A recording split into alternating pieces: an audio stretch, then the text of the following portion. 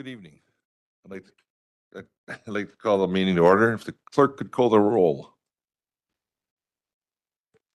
Supervisors Kelly, Rutkowski, Trottier, and Kolb are excused. We still are awaiting one or two board members, but we do have a quorum in the chambers. And Supervisor Rossi is excused also. He talked to me today. Okay, then Supervisor Rossi is excused as well. So customary, we have an opening prayer, and tonight Supervisor Hoffman. Thank you, Chairman. God, allow us your insight in all our decision-making, acting with a heart of compassion, leading us to your due will in our lives to better serve our community, family, and friends. Amen. Amen. And the pledge. I pledge allegiance to the flag of the United States of America and to the republic for which it stands, one nation, under God, indivisible, with liberty and justice for all.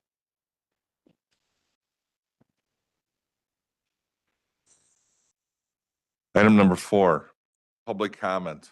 Pursuant to section 2-71 of the Racine Court of Ordinances, each speaker shall be allotted a maximum of 3 minutes. Are there any public comments? Seeing none, I do want to bring up the IT director to explain the changeover on our emails to .gov. Supervisors, as you may be aware, we transitioned Racine County from a .com to a .gov domain earlier this week on Monday. From a website perspective, there's a couple different components. So from a website perspective, the transition required the coordination of a small amount of vendors that needed to work seamlessly to have a smooth transition. From a public-facing perspective, there were no interruptions of service except for at the very beginning, which was quickly resolved. As of now, we have no major issues from a public-facing perspective. We do have a couple of issues internally that we're working on, communication between the sites to where information is redirected internally. So from a public perspective, services perspective, the transition went fairly well. Very pleased with how it went. Internally, we hope to have this transition finalized in the next couple of days, but it's something that's not going to affect our internal employees and definitely not anybody that relies on the website domain. So just wanted to give you an update on that and see if there's any questions for that piece.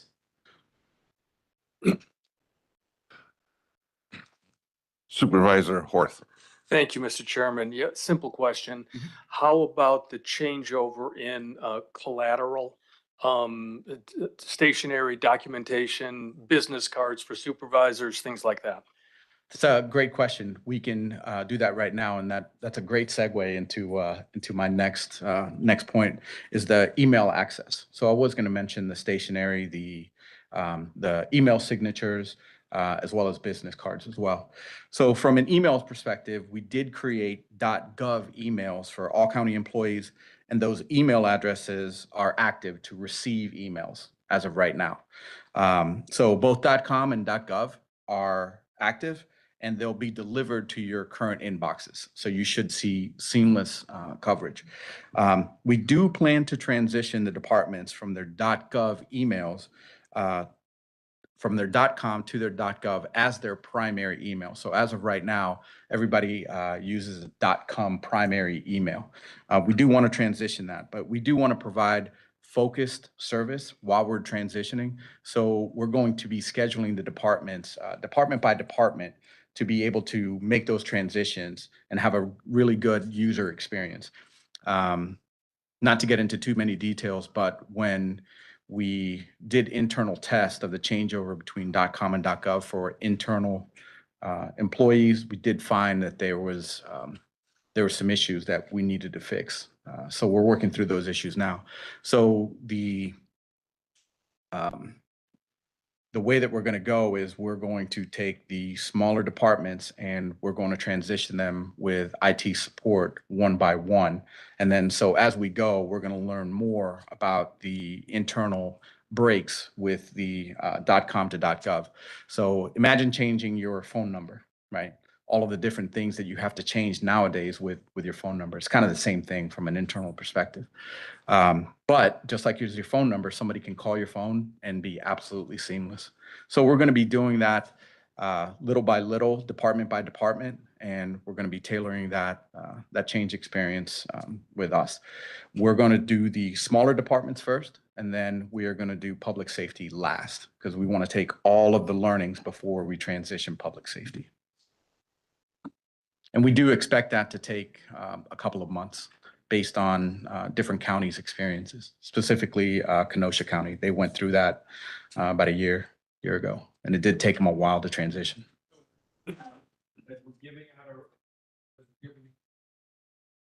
As we're giving out our information, should we begin the process of, in my case, greg.horth@racinecounty.gov?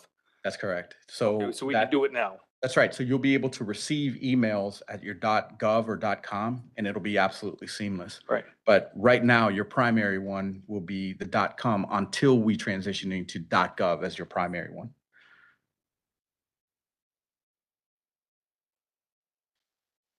Okay.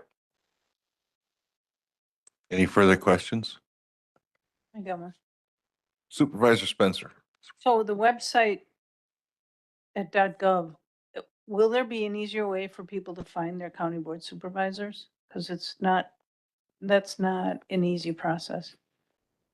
As far as the functionality of the website, that I'm not quite sure on the use of it to where the supervisors are located. That's something I can talk to the communications manager about. But the transition from the .com .gov on the back end side of it, that's what we were tasked with doing. Any further questions? Supervisor Shakur? Thank you, Mr. Chairman. This is not a big deal, and I'm not complaining by any means, but just a question, a point of order, or whatever. Would this be listed under informational reports or miscellaneous business? And the reason why I ask that is it's not posted on here, or whatever. We're asking a question. I just kind of, they asked to put this and we put it here. We could have put it in a different place, but I thought it would be best here, so. Because you never know, there could be a constituent or someone that may not like the idea, and if it's not listed or posted, and here we're getting ready to take action, There's no action being taken. Well, This is no, no, no, informational, no. but yeah. the action is going to .gov. That's already been done. Well, This is just a report on it, Okay, well, so you all know that this is coming forward. okay, well, informational report or Yeah, whatever. yeah. You know, just, it's not a big deal, but just be aware. Yes. Any further questions? Thank you.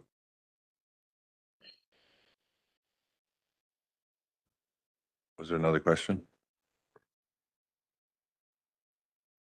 Item number 5, reading of the minutes of the previous meeting, which is automatically waived unless requested by a majority of the members present. Seeing none, we'll move on to item number 6, resolutions and ordinances referred to committee. There are none.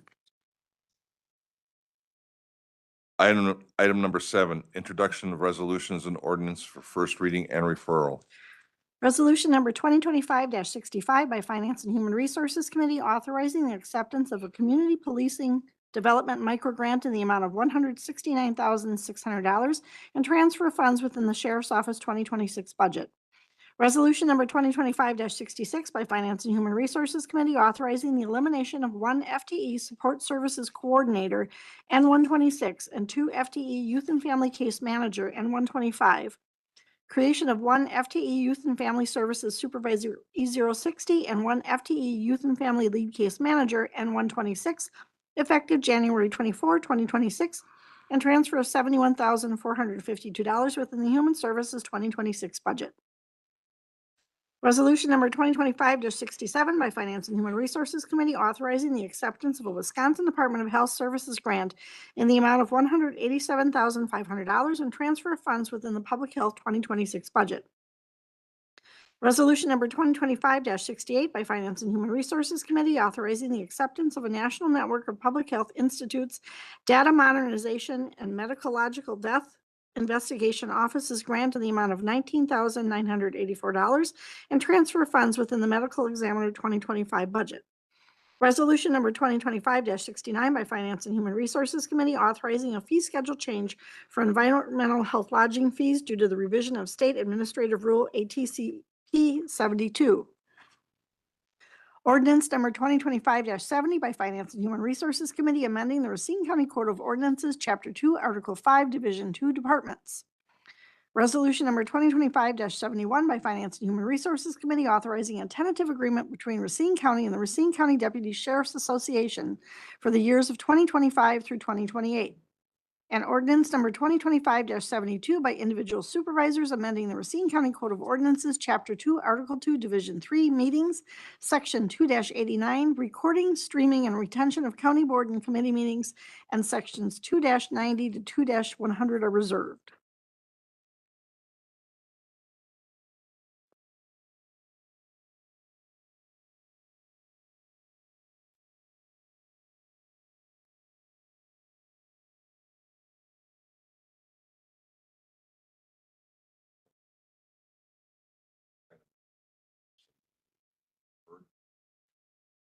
If that By the is, supervisors? if that is your desire as chair. Yeah, let's take ordinance number 2025-72 and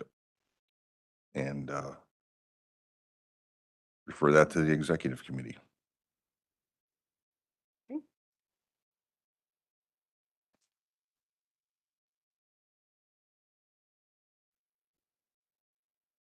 Item number 8, communications and claims. Number 1, notice of exemption from county tax for library services for the year 2026 from Racine Public Library. And while it's not part of the document, I will note just for the county board's information that that was received from the Racine Library prior to the adoption of the levy. But we did not get the document until after the last list of communications was prepared for the last county board meeting. So it was received in a timely manner. So item number 1 is received and filed in the county clerk's office. Number 2, application of American Transmission Company LLC as an electric public utility for a certificate of public convenience and necessity to construct and operate the Elm Road Racine Transmission Line project consisting of a new 345 kV transmission line, docket 137 CE 215, located primarily in the city of Oak Creek, Milwaukee County, the city of Racine, and the villages of Mount Pleasant and Caledonia, Racine County, Wisconsin, from the Public Service Commission of Wisconsin. And number 3, application of Wisconsin Electric Power Company, a gas public utility for authority to construct the Rochester Lateral Project consisting of natural gas transmission main and associated facilities in the towns of Brighton, Dover, and Norway, the villages of Rochester, Raymond, and Caledonia, and the city of Oak Creek in Kenosha, Racine, and Milwaukee Counties, Wisconsin, from the Public Service Commission of Wisconsin. Items number 2 and 3 are referred to the Economic Development and Land Use Planning Committee. Number 4, annual reports for the Farm Drainage District for the period of September 1st, 2024 through August 31st, 2025 from the Racine County Board of Drainage Commissioners. Item number 4 is referred to the Economic Development and Land Use Planning Committee. Number 5, Racine County Facilities Management Notable Project Status Report for the month of November 2025. Item number 5 is referred to the Public Works, Parks, and Facilities Committee. Number 6, resolution urging legislative action to address county funding challenges under Wisconsin's tax levy freeze from Forest County. Item number 6 is referred to the Finance and Human Resources Committee. Items 7 through 10 are claims against Racine County. Number 11 through 13 are related to mortgage foreclosures, and items number 14 through 43 are notifications from the United States Bankruptcy Court. So items number 7 through 43 are referred to the Finance and Human Resources Committee and Corporation Council. Any copies? Supervisor Horth. Yes, Mr. Chairman, I'd request copies, please, of numbers 2, 3, 4, and 5. Supervisor Miller, Thank you, Mr. Chairman. I would like 6 through 10. Supervisor Hoffman, Can I get copies of 2, 3, 6, 7, 8, 9, and 10, please?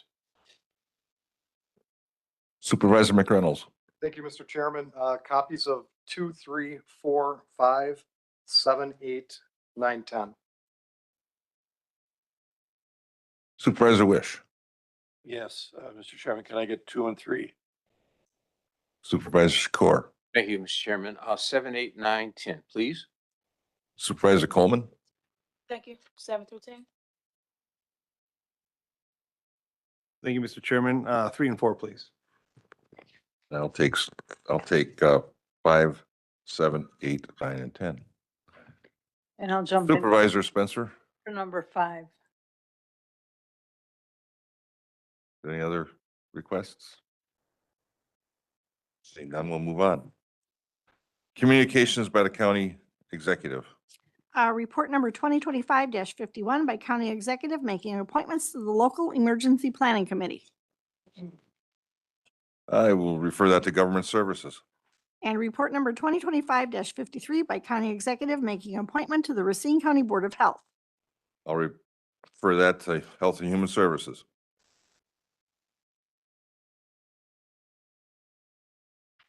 Item number 10, the standing committee reports containing recommendations on items referred. There are no reports. Second reading of resolutions and ordinances.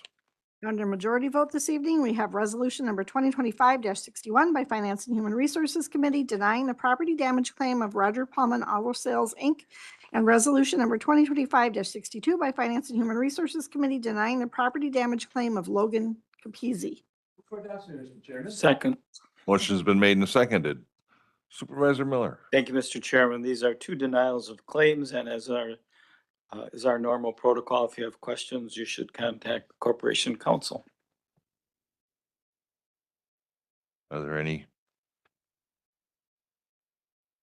So this is a majority voice vote.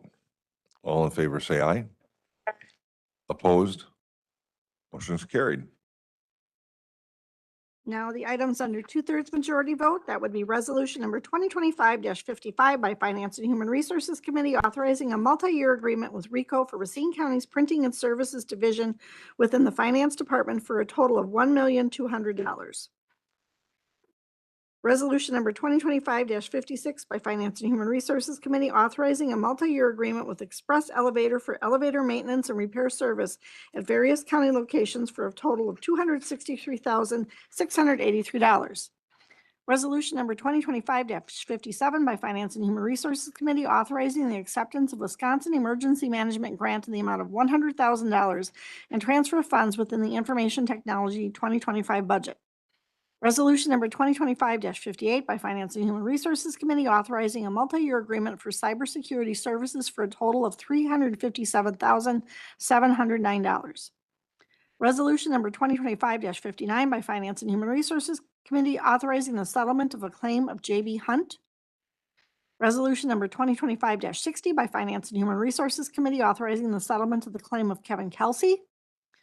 Resolution number 2025-63 by Finance and Human Resources Committee authorizing a temporary agreement with the Village of Sturtevant for police services for a revenue total of $452,655. And resolution number 2025-64, joint by Executive Committee and Public Works, Parks and Facilities Committee, authorizing Racine County to renew a lease agreement with JPM Hospitality LLC for the operation and management of the Reef Point Brew House at Reef Point Marina. Move for adoption, Mr. Chairman, with separate consideration for 2025-63. Second. Motion's been made and seconded.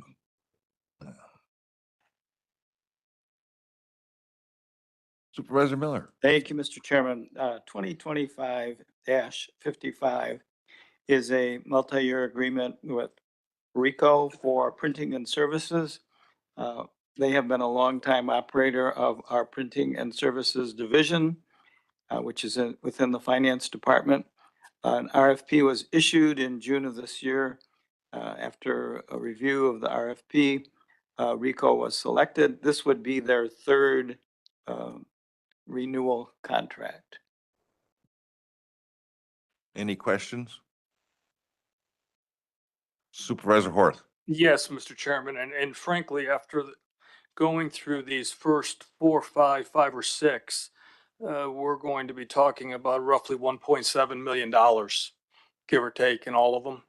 My question is, I remember the discussions during the budgeting process on these various items, but is it inappropriate to request what line item or what budget this is up against so we can be able to determine that it's within lines? Because if it's not, I think Yeah. we all should know that going in, as opposed to just approving $1 million and finding out we only had 900,000 approved. Well, we only have next year's budget approved, so, and these all fit within the parameters of next year's budget. The future is unknown beyond that. And that is our normal protocol. Okay, when you say they're within the parameters of next year's budget, you're saying there's a line item right now for this first one that basically says the RICO program or RICO contract is budgeted at $1 million. No, because that would be for 5 years. It's only the first year, which is 200,000. Okay, so there is a line item that says that then. And I think that's the kind of thing I know I'm going to be asking about going forward, just to make sure that I'm comfortable when I'm voting on something, Mhm. that we've actually aligned a budget that's against what we're expecting to spend. Mhm. So, and by the way, I'll defer all my other comments on the rest of these because they're all the same. Yep. Thank you. Any further comments or questions on the RICO contracts? Supervisor Coleman. How long is this contract for? 5 years. 5? Mhm. $1 million for 5 years. Yeah, it's $200,040 each year through 2030. Okay. Like on to the next.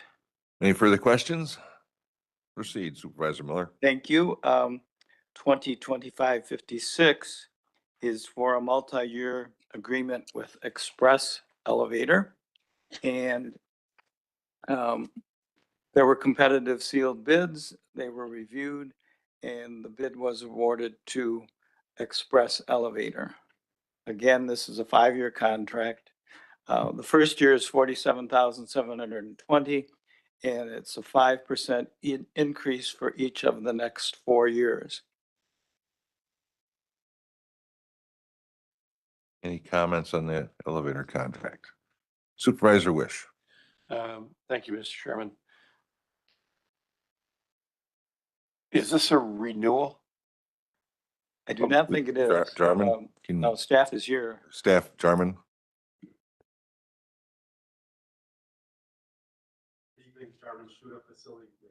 Hi. This is not a renewal. Okay. Previously, Racine County was serviced for a number of years by Schindler Corporation.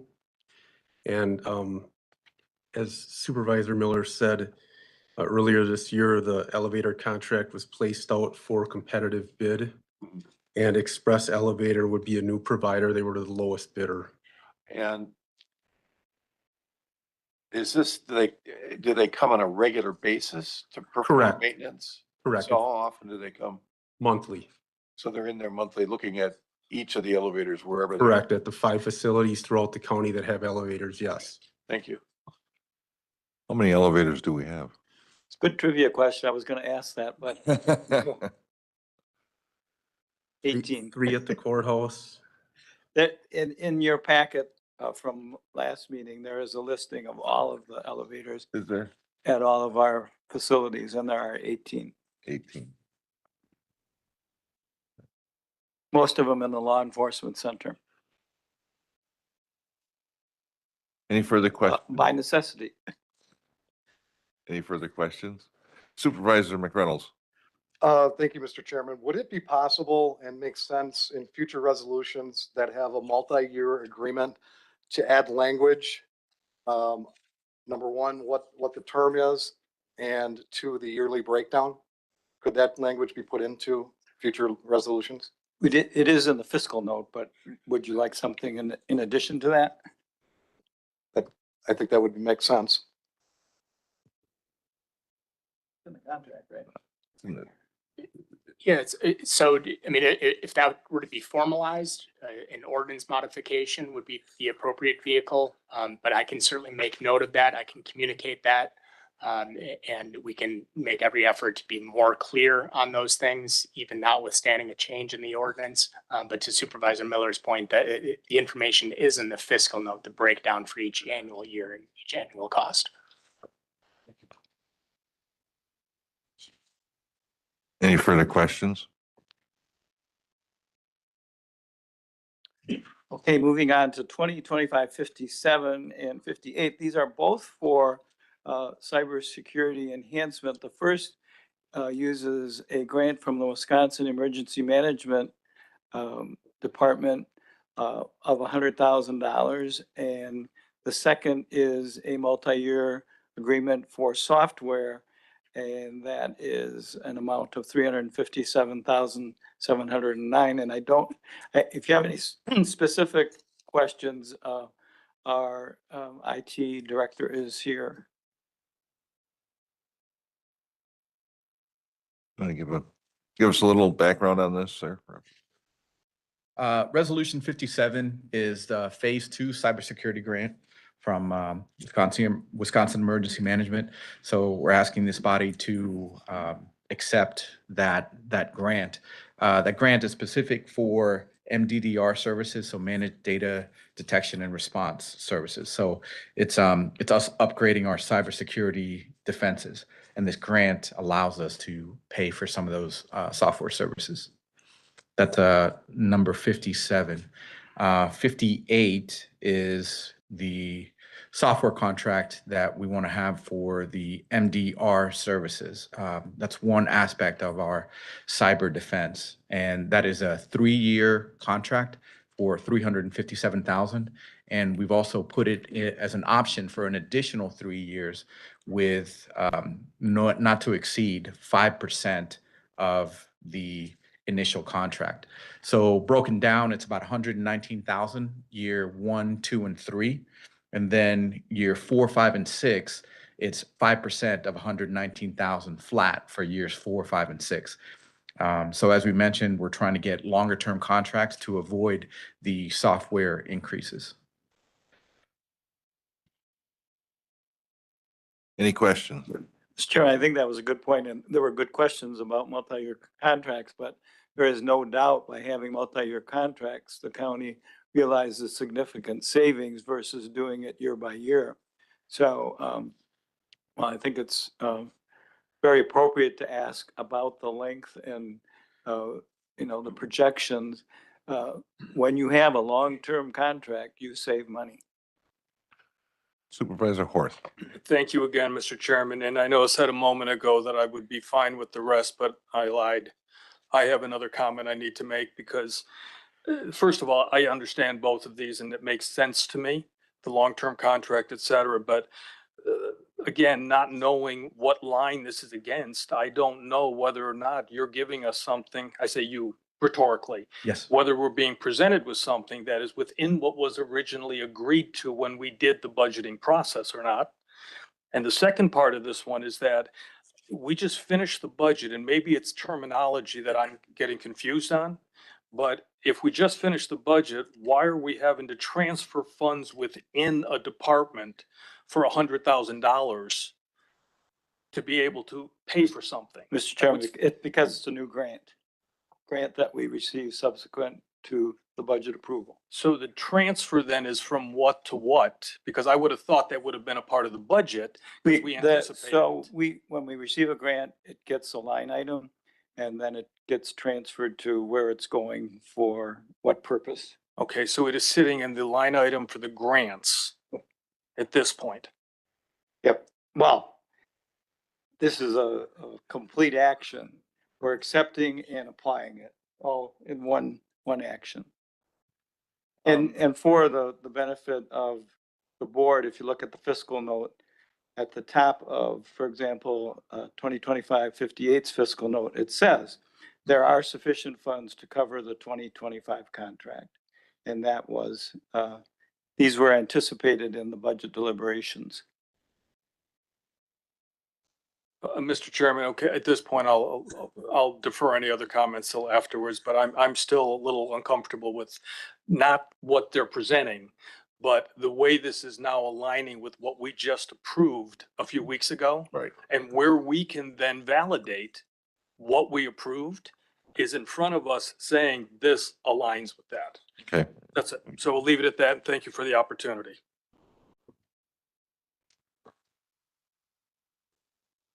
Supervisor Pritzker. Thank you, Mr. Chairman.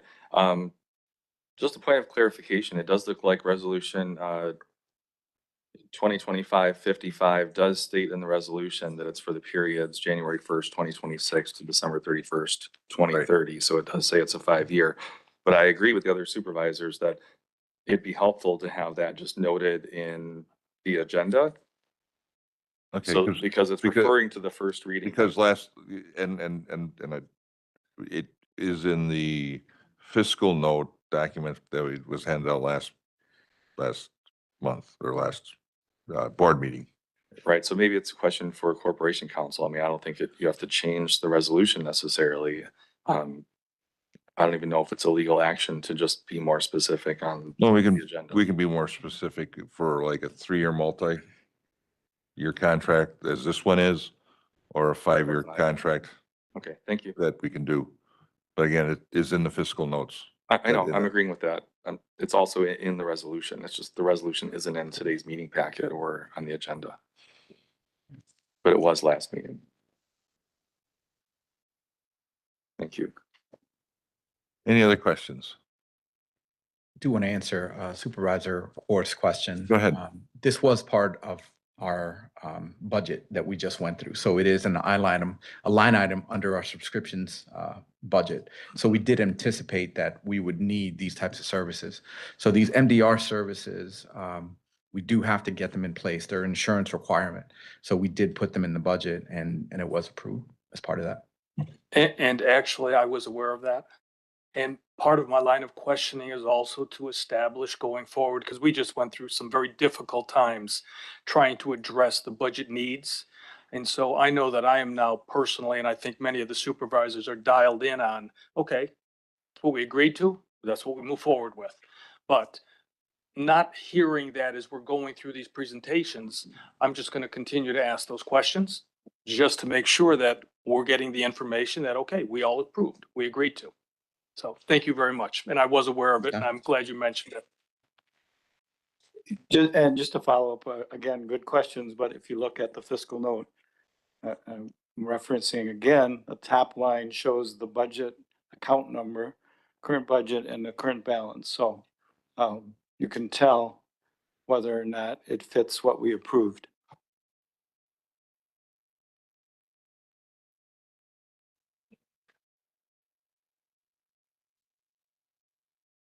Any further questions? Resolution 59, then. Supervisor Miller. Thank you, Mr. Chairman. Both 59 and 60 are settlement of claims. And again, as I said before, our normal protocol is if you have questions regarding that, contact Corporation Council.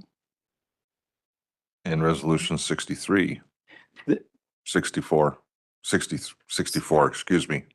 63, yeah, well, that's going to be separate Separate consideration. consideration. So 64 is authorizing a renewal of the lease of JPM Hospitality for the management of Roof Point Brew House.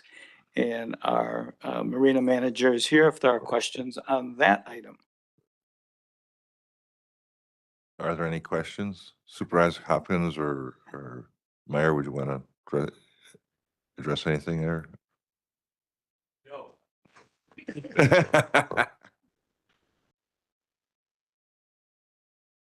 I will say that I took some family members to Reef Point Brew House for Thanksgiving. It was one of the few establishments open. We had a very good time. Are there any questions? Okay, so this is a 2/3 majority vote.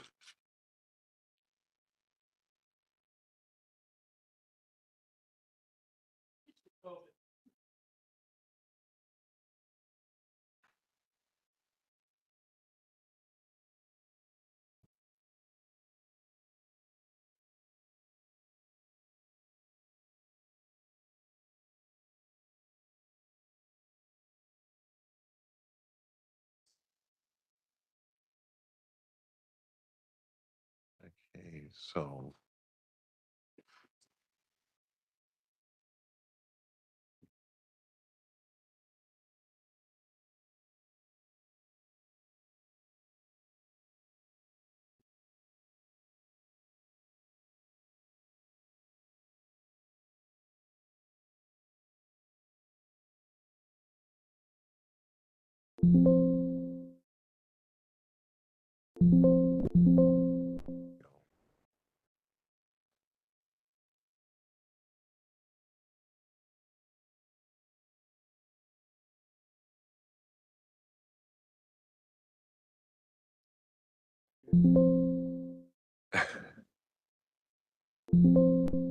There we go.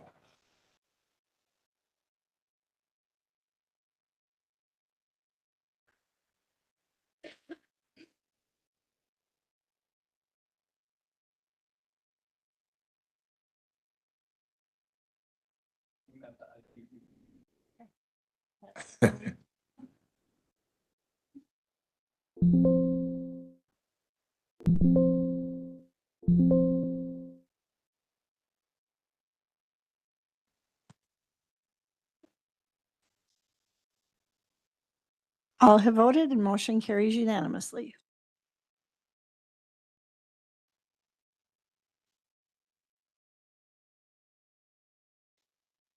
All right, now Supervisor Miller, 2025-63. So yes, this is a temporary contract with the village of Sturtevant for police services, and both Sheriff and Captain Madrigal are here for any questions.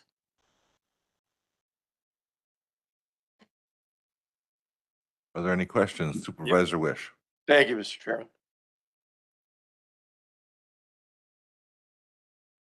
Who's that next to you? He's out of uniform. Yeah, thank you. Just make your sweatshirt for a uniform as well, so we both can give it. That's fair. And for questions. Temporary. What's the definition of temporary on the agreement? So it's temporary in nature because we are looking to move towards a long-term contract with Sturtevant. We're looking at a minimum 5-year contract. But when that is going to come in front of the board, it's not like it can be approved and the next day we start. I mean, we have to hire bodies and everything that goes along with that.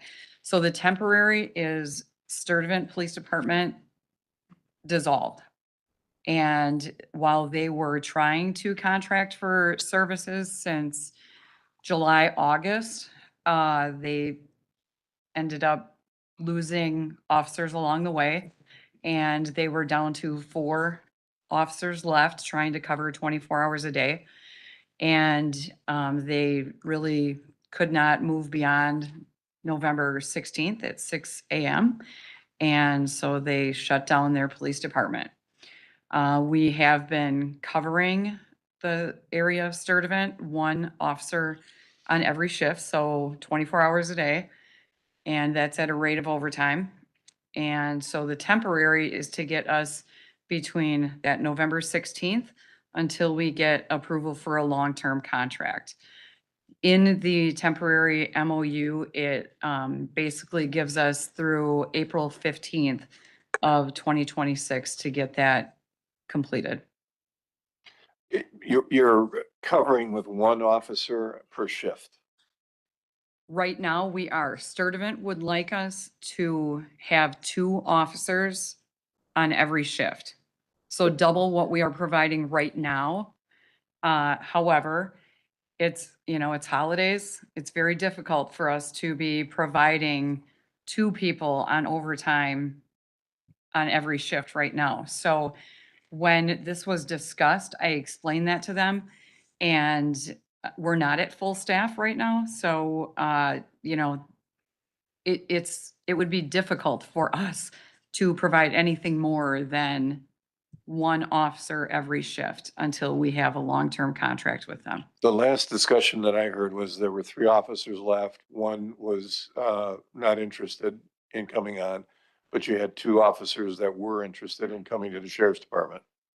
Correct. We currently have, we have hired 4.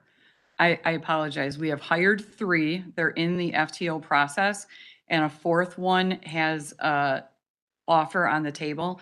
He's going through his psych exam right now, so we anticipate a start date for that 4th previous Sturtevant officer to be in January. Okay, I worked in Sturtevant for 17 years and I managed the Milliger store there. Hmm. We had many alarm calls, you know, more than I would like to see, because I get a call in the middle of the night and I'd have to get in the car and drive over there. Mhm. There were at least 2 police officers that would respond to those calls. I don't know if things have changed. I haven't been there in a long time, but to me, that was an abnormal amount of break-in or attempted.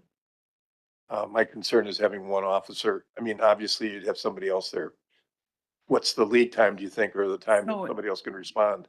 The reality is, when I say that we have 1 officer working Sturtevant, it's just that is where they are assigned to. They are working within the village of Sturtevant. We still have squads. On first and third shift, we have 2, and on second, we have 3.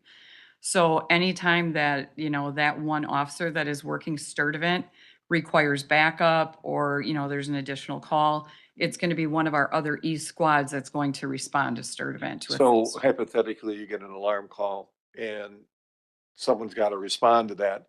That 1 officer is going to respond. Do you send backup immediately, or do you wait for him to, him or her to respond? Well, we would send multiple squads to that. That's a priority call. Okay. So we would send multiple squads. But when the first officer arrives, you know, they may check the door, you know, prior to entering. It's our training to wait to enter until you have more than 1 person, so. The protocol is 2 officers. Okay, that answers that. I have one more question, Sure, go ahead. or one more comment. I don't know if you're aware of it, but several weeks ago, WTMJ reported that some local constituents of Sturtevant went to the police department, and there was a sign on the door that said, "We're no longer in service," or whatever it said. TMJ reported that there was nothing in the works at that point.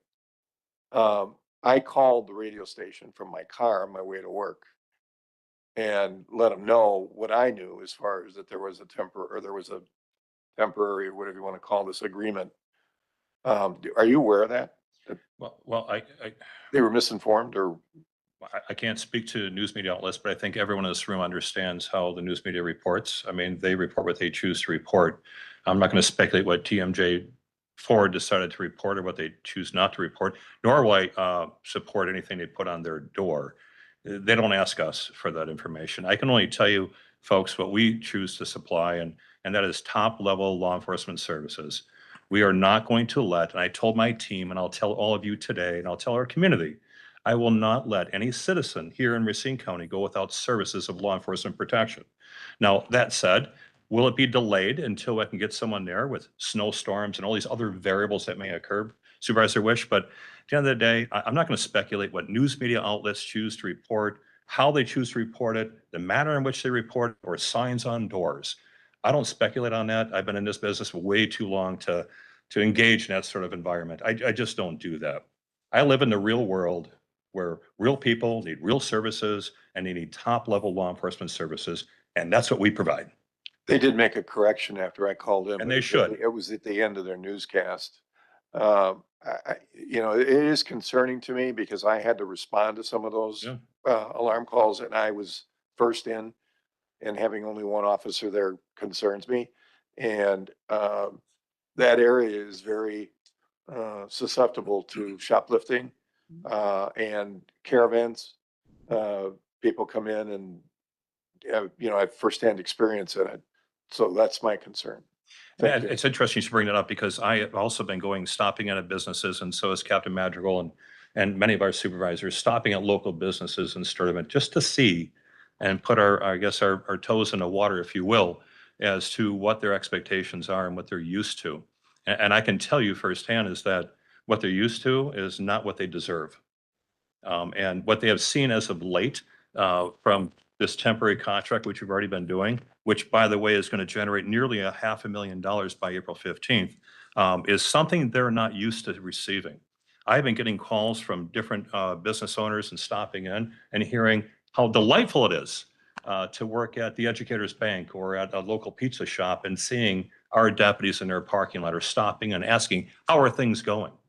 That's what they're seeing from the sheriff's office. So at the end of the day, these are services that we ought to be providing as the sheriff's office, but they're willing to provide us with nearly $500,000 by April 15th of next year. So I'm proud of that. Is there room for improvement? Absolutely.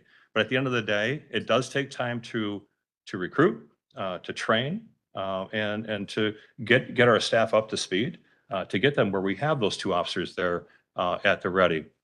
But we live in a dynamic environment here. I mean, we have snowstorms that are very uncharacteristic, as we all know. Our response time is going to be delayed, as they should be. I would expect that. If there's a snowstorm tonight, I expect our time is going to be delayed. We can't just drop out of the sky and drop into your backyard and help you. It's going to take us time to get there. And I would ask our citizens to recognize that, we are human beings, just like all of you in this room, and we need time to get there. We need time to get there safely. I don't want to come to this committee and tell you about how many squad cars we wrecked up during the next snowstorm. I don't want any of that. I want us to get there safely. I want us to get there promptly, and I want us to deliver top level law enforcement services as this community is used to receiving. This is an amazing opportunity for Racine County and Sturtevant. The Sturtevant residents that I've spoken to, and all of us, I'm sure, are going to hear some controversy to this, but at the end of the day, I truly believe, and I'm sure Captain Madrigal will agree with me, is that the folks in Sturtevant, they want some change. They're used to something that is substandard. And the business owners that I spoke to and the constituents that I've spoken to, and I've been in this job for 32 years, 31 and a half, and you're a sheriff for half of that.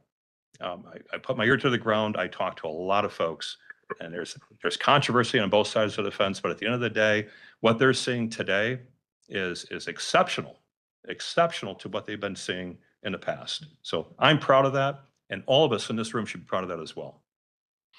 And we can laugh if you want, but I'm the guy who's out there providing it. So I'm laughing at it. I don't like to besmirch anybody, but like I said, I was first one in. They were there. They had me go in first. I had to carry an arm. I carried a pistol with me whenever I had an alarm call. I no longer have to do that or don't do that anymore. can I ask you a question? Who asked you to go in first? They did. My deputies? No. When he was, yeah. Oh, I say, my guys No, are not so going to let you go in first. I am familiar with trust me. Yeah, I would rather see your guys involved. Thank you, because we would never let you go in first. No, before the I'll existing. take your backup, though. I'll never turn down backup, but you're not going in first. Yeah, no. So anyway. I appreciate those comments. Thank you, sir. If I can just add one thing, when we talk about the April 15th, the goal is, my goal, I should say, is to come before the Finance, Human Resources, and Government Services sooner rather than later. I'm hoping in January. I know I'm in conversation with Michael Lansdorf regarding that long-term contract, because the April 15th deadline that's when we would stop the rate of overtime and, start with the regular time long-term. Now, the temporary memorandum is actually, it can go up until then. It would be better if we could get the long-term approved earlier so that we can get recruiting, we can get training and get them in place. Because the bigger picture is while this temporary MOU is $452,000, the 1 year is nearly 1.3 million. So Supervisor Horth. Thank you. And first and foremost, Sheriff, Captain, thank you for your services. And especially during this time of year, the holidays is always more difficult. So we appreciate everything that you're doing. And I have a fairly simple question, I hope, and it might be, again, interpretation. But when I read the resolution, it says that the revenue total that's coming in is 452,000. What's the expense that's going to be needed to achieve that? That is the expense. So it's not a revenue. No. I mean, it's the cost of a deputy. No, I understand. I'm At- just saying, yep. this is our language, really. I mean, it says in the Sure. resolution that for police services for a revenue total of 452,000. So my assumption is the county is getting paid 452,000 for the services you're going to be providing. Correct. Okay, so my question is, what are your expenses to be able to provide that? Is it 452,000 or is it something more or less than that? It is just that. I mean, that is the rate of the overtime that we are paying our deputies to fulfill those positions. So it's a neutral number then. Whatever you're spending and whatever it's costing you Mhm. is what is being billed out. So there's zero impact to your expense budget. Correct. I mean, relatively speaking. One of the things that we made certain of is that when we talked about this, is that this conversation has been going on for many, many months prior to this date today. And there was a lot of conversations in Sturtevant. The captain and I and several members of my team were in the village of Sturtevant talking to a very, very large group, much even larger than this, about what services we provide. And just so you know, I didn't go there looking for this contract. They came to us. They were experiencing a lot of problems. But at the end of the day, I don't want to get into those weeds, but we talked about if we had a contract today, this is what it would look like. And now that they pushed the can and kicked the can down the road, here we are on the heels of Christmas. We're looking at how can we provide these services when I hired 4 other men and women. They have other men and women who've left their organization, and they have others that just decided they don't want to do this job. So now they look at us. And as the sheriff's office, we have a statutory obligation, an obligation to provide law enforcement services. Right? They could simply have a chief of police, which they currently have, and they could have one officer that says, you know, we're going to handle ordinances in the village of Sturtevant. And anything remotely major, we're going to turn it over to the sheriff's office. And don't even send us a bill, sheriff, because we're not going to pay it because you have an obligation to do that. But they're not saying that. They're saying we want these services. We want this to happen. We want you to be at that school and that school. In exchange for that, at the end of this contract, we'll pay you $1.3 million a year. I think that's a win-win. Now, they could simply say, we're not going to do that, and just subject to, well, when the call comes in, the services get provided. The sheriff has to provide those services. By statute, we roll in and I can tell you, it would be a huge disservice to the village of Sturtevant residents. Because why? We're going to be greatly delayed because I don't have the ability to hire more deputies without this body's approval. I will have to subject myself to whatever I have on staff at the time. So our time is going to be delayed. Our response time is going to be greatly delayed. And when it comes to emergencies, we can all imagine what that looks like. So I think the reality is that, is this ideal? No, but does it make sense fiscally and public safety? Absolutely. And I've reminded this board routinely is that at the end of the day, and I'm sure many of you are probably tired of hearing me say this, but I truly believe this in my heart. I've been doing this for a very long time, is at the end of the day, it is government's responsibility is to protect its people. You know, businesses flourish. There are business owners in this room. Businesses flourish when people feel safe and comfortable in their own shoes, in their own home, at church, at play, at school, and all the rest. We always hear about these bad things that are happening throughout our community. And when law enforcement intervenes and there is adequate staffing, and you're going to hear about on Friday, I'm doing a presentation, I believe in this room, Carrie, about one of our deputies who was on time and got into a house and rescued a 4-year-old child from a burning home. These are just some of the examples that law enforcement does when it's properly staffed and properly trained. And this board should take credit for that. Sheriff, if I may, Yeah. no disrespect at all. I think we all get that. And that Perfect, wasn't good. even my question. My question is that because of what I heard earlier, where we have things change. It's dynamic going forward. You never know. I guess I'm only looking to find out that whatever you spend to support Sturtevant, we're going to ensure that that doesn't have a negative impact on the expenses of the county as a result of that service being provided. And I So think in that's, other words, if you say that it's going to be 450, check. Yeah. But if it all of a sudden becomes 550 because they've had all kinds of protests and they've had all kinds of issues, I think we need to know that they're going to then subsidize that additional $100,000 and we're not going to have to pick it up as a county. That was my only question. And I understand all the other things you're sharing. I think what you're asking is for me to predict a future, and I gotta. No, I tell you, didn't. No, I'm sorry. With all due respect, I didn't say predict the future. I You only said, asked- you said an undue make- protest. How can I predict that?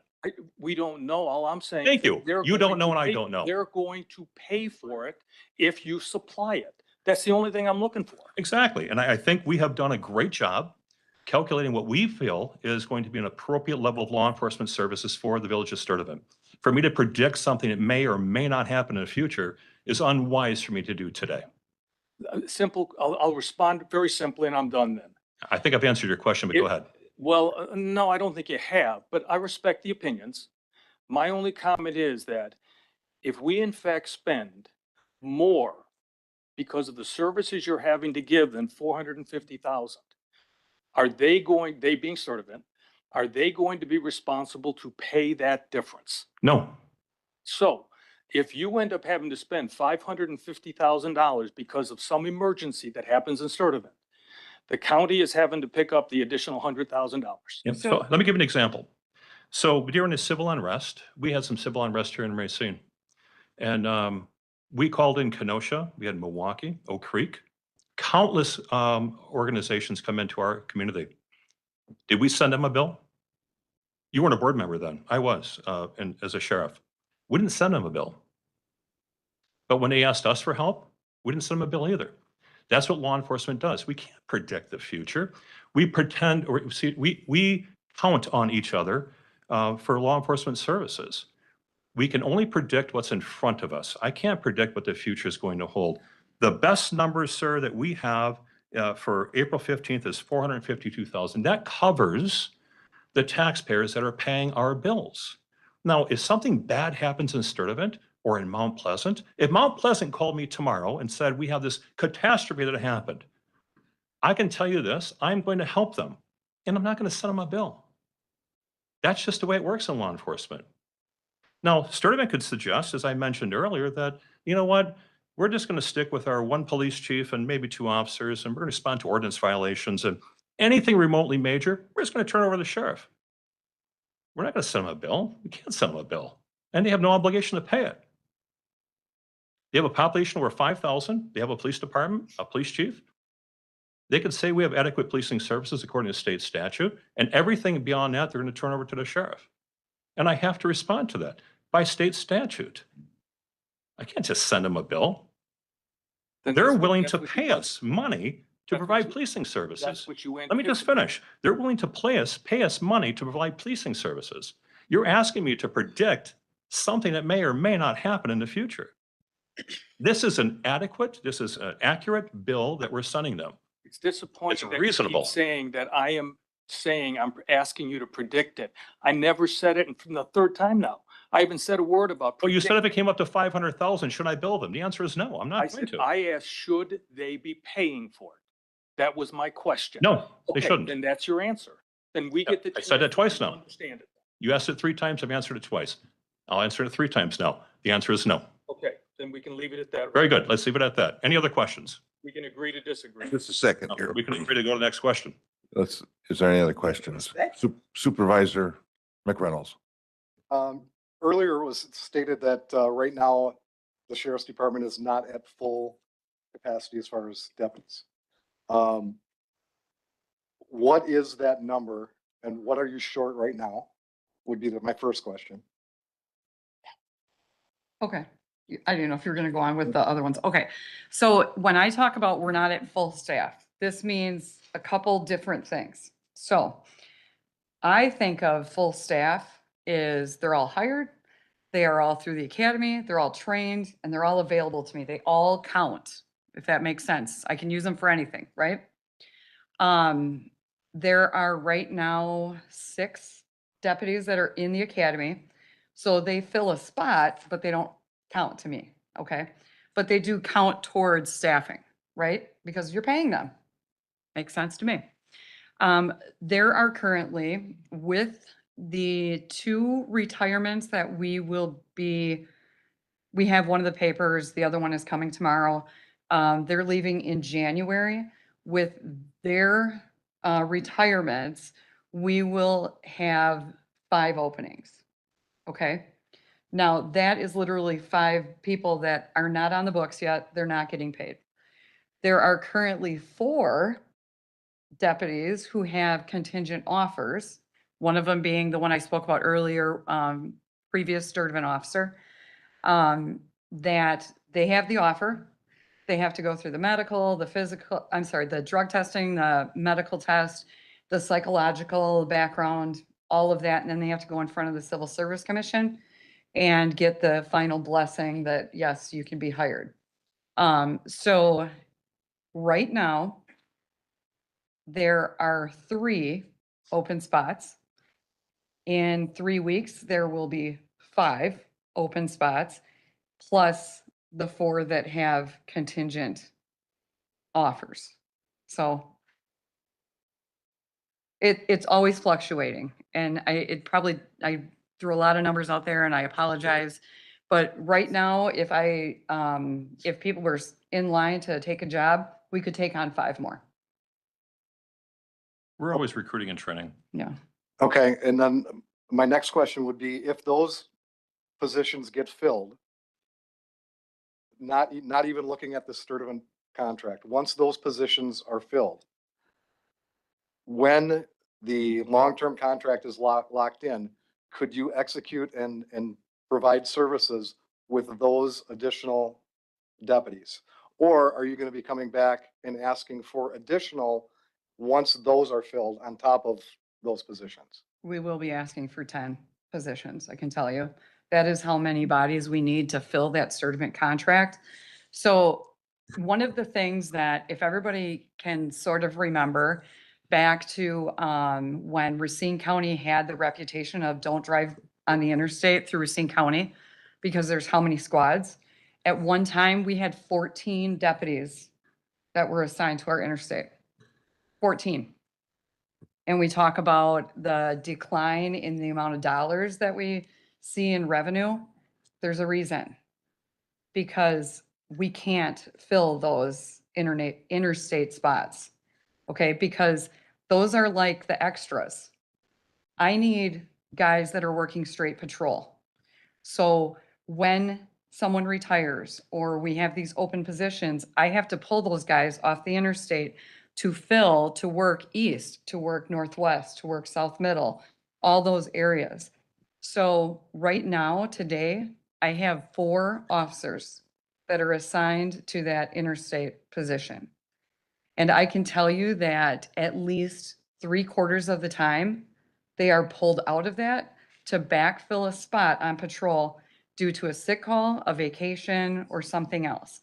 So the goal, I believe, in this, county board's goal is to get Racine back to a point where we are known as don't go speeding through our interstate because you're going to get stopped.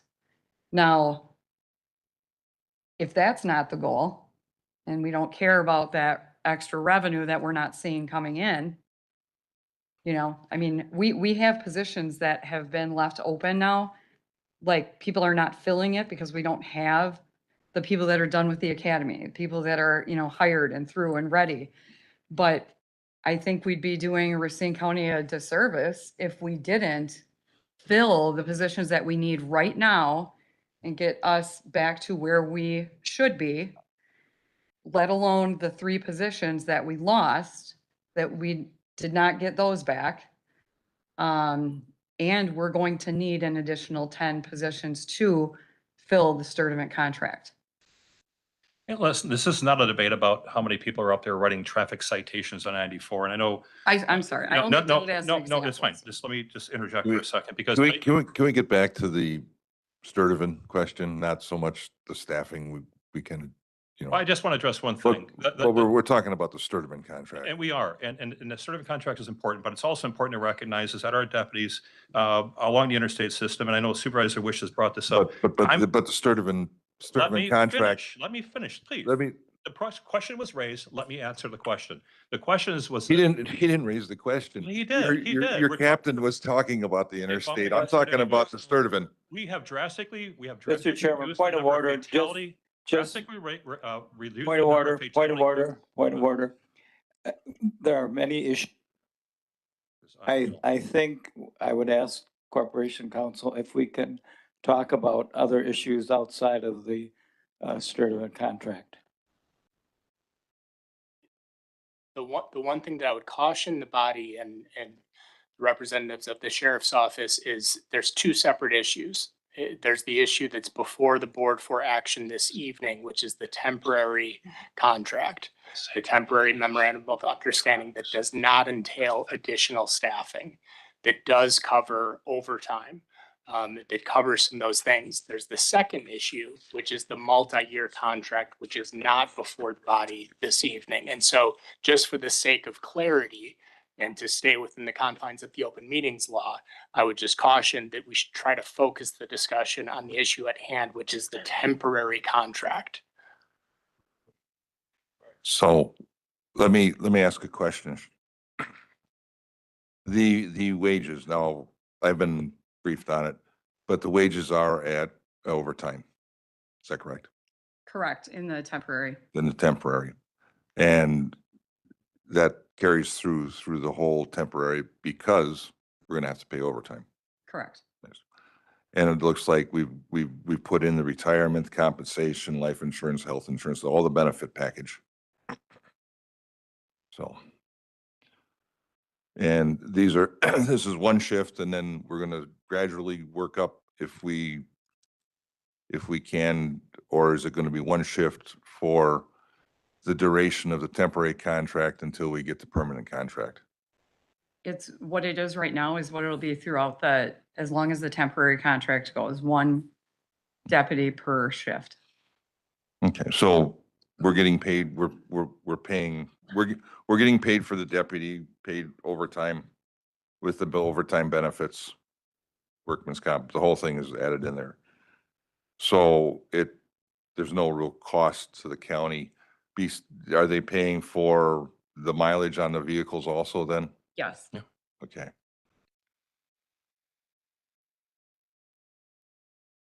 Any further questions? Mr. Chairman. Just, Supervisor Varanth. yes, just one quick, one comment about, you know, I support this, but one comment going forward is if there can be some potential clawback as you're negotiating this future contract, if there is unforeseen expenses. You can't talk, we're just talking about this contract here. I know, but it's kind of germane to what we're doing with this.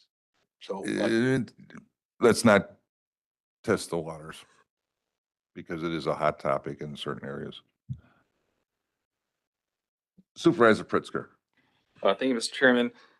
Chief Deputy Widener presented at the Government Services Committee meeting last week, and there was a lot of discussion about this contract, and some of the supervisors had questions. And I'll maybe address some of those here in case it helps some of the supervisors here. But there's a lot of questions about the providing service without the temporary agreement in place. TMJ got it wrong. I mean, there is no situation where there is a gap in service. The county law enforcement is the law enforcement service of last resort. So the parade of horribles that we need to recognize as a county board is that at any moment, any underlying municipality in the county, villages of a certain size or cities can decide to do this exact same thing. They could abandon their police force at any moment and the county would have to pick that up as a statutory obligation. In theory or in a perfect world, it should be done in advance of that decision, but it doesn't always happen that way in reality, and that's the case with Sturtevant. So as soon as Sturtevant decided they weren't going to do it, the county had to pick it up. All we're negotiating now with the temporary or the long-term contract is just the local service preferences, right? So how many people do they want on every shift? Do they want special event coverage? Do they want people in their in their buildings. So they want cars marked specifically to Sturtevant, and those will be worked out. And then I think you addressed, maybe you can address some of the things that are in the contract. It's more than just mileage and labor, but you also are accounting for administrative overhead, for example, and some legal and liability risk coverage as part of the contract. So it's trying to make the county as whole as possible for known services. And it's $500,000 for, one person for a couple months. One shift. Yeah, and we have gone to great lengths to make sure the county is whole. Thank you. Any further questions?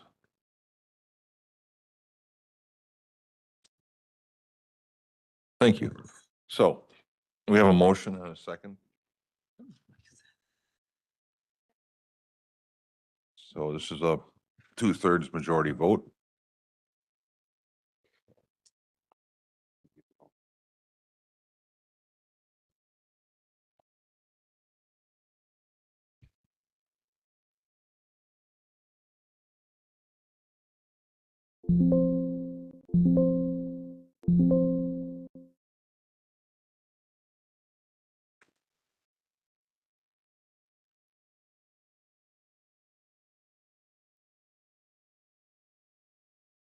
Fifteen in favor, the motion passes.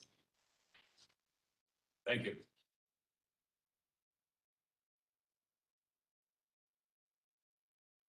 Item number 12. Reconsideration of resolutions and ordinances from previous meetings and/or action on vetoes. There are none. Reconsideration of and of notice of intent to reconsider resolutions and ordinances. There is no notice. Item number 14, informational reports. Report number 2025-52 by County Finance and Human Resources Committee authorizing the settlement of the workers' compensation claim of Deontay Brown, and report number 2025-54 by County Finance and Human Resources Committee announcing the distribution of sales and use tax revenue for November 2025. Miscellaneous business announcements and oral reports. Supervisor Shakur. Thank you, Mr. Chairman. This is our last meeting in December, if I understand it, and I think that the ladies over there are correct. With that being said, I want to wish all the best for, of course, the district that I represent, the second supervisory district. But in addition to that, I would just like to say blessings to each and every individual all over wonderful Racine County. And of course, including all members of this honorable board of supervisors. So season's greetings, enjoy your families and your neighbors and friends, and wishing you everyone all the best as we've had going to 2026. Thanks. Thank you, Supervisor. I'd like to also extend holiday greetings to everybody who's listening in tonight and seeing us on the internet, and to all my colleagues here in the room and that couldn't make it. Happy holidays, Happy New Year. Are there any supervisor? Just want to say, because we got a few birthdays for our people in the room, Liz, Tom, me. So we won't be able to, we'll see each other after the new year. So happy early birthday to all of us. And happy holidays to our constituents. Happy birthday. No, wait, not yet. Supervisor. Thank you. I have a couple things. So, some of you who are mentors of our youth and governance got an email from me asking to reach out to your mentee to see if they could use some help in their schools. Thank you, Supervisor Miller, for posing the question on which schools have nominations thus far and which ones don't. I'm going to name the ones that don't, just in case if it is some way you have some connections to reach out. We have yet to receive any nominations for Walden, Waterford, Real School, St. Cat's, and Muskego. So if you happen to have some connections there, please reach out. I will note that Burlington only has one, Catholic Central only has one, Racine Lutheran only has one, Case High School only has one, Union Grove only has two. So please, if that is your district, reach out. On your desk. You will see there is a nomination form. It is so simple, and it's just a QR code. If you want to do it electronic, there is a way to do it also just by print. Reach out if you need help with that. One last thing, you all received an email from Jeff Lattis. If you recall on our communications that come before us, you'll notice that there are some foreclosures. Here's a process where we can reach out to our constituents before it gets that far. Jeff Lattis has created some great programs within the Treasury office. And so take a look at that email that he sent out on Monday. That was roughly about 2:30. And take a look at the list. There probably are some constituents within your district. If they haven't reached out to you, it's an opportunity as you're going out there getting your signatures for your nominations to knock on the door of them, because sometimes the process is quite intimidating. But if you let them know that, give them in contact with Jeff Lattis, he can help them and hopefully ward off foreclosure and keep them in their homes. So thank you. That was it. We are adjourned. Thank you.